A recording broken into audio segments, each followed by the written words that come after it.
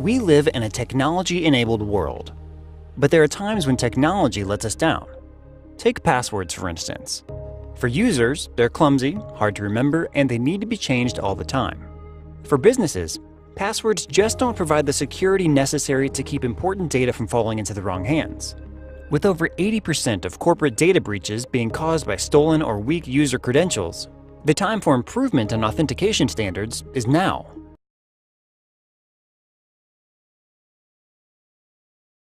FIDO, or Fast Identity Online, is a consortium of the world's leading technology companies dedicated to changing the way online authentication is done. We're establishing technical standards that will provide interoperable mechanisms that are far more secure and easier to use than passwords. From biometrics such as fingerprints and facial scans to second-factor authentication.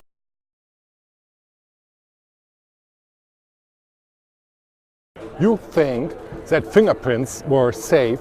Think again. Enter your fingerprint phone.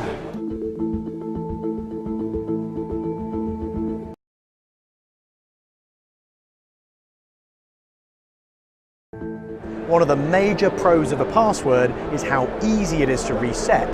But once you've lost a fingerprint, changing these can be extremely difficult. Of course, we only have so much biometric data as individuals, and once it's lost forever and can be reused by the bad guys. By cloning the fingerprint of Ursula von der Leyen, Germany's Federal Minister of Defense, using nothing more than photos taken at a recent news conference. Biometrics researcher Jan Chrysler, who goes by Starbug, presented the exploit at the CCC's conference in Germany, explaining how he managed to take photos from about 9 feet away during von der Leyen's presentation.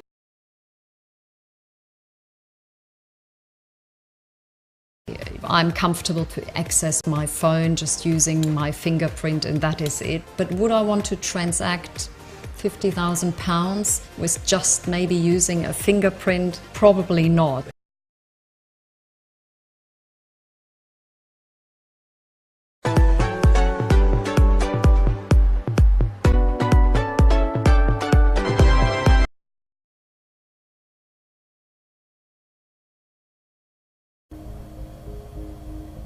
Boom.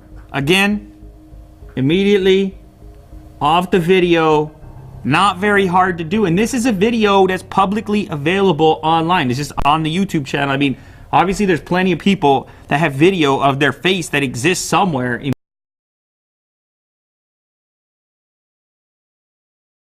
Might be using the same device for your username and password and your authentication, which is also a risk. Because if you're using your iPhone, for example, to log into a website, and you're using the application on your iPhone, you're using the same device. So if somebody has compromised your iPhone, then they get access to everything.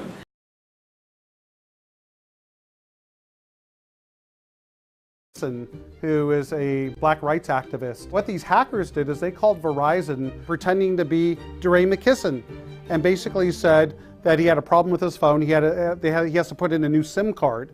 So they verified his identity, then they activated the new SIM. So now when the text message came in for the two-step authentication, it went to the bad guy's phone. So they got the code and were able to access his account.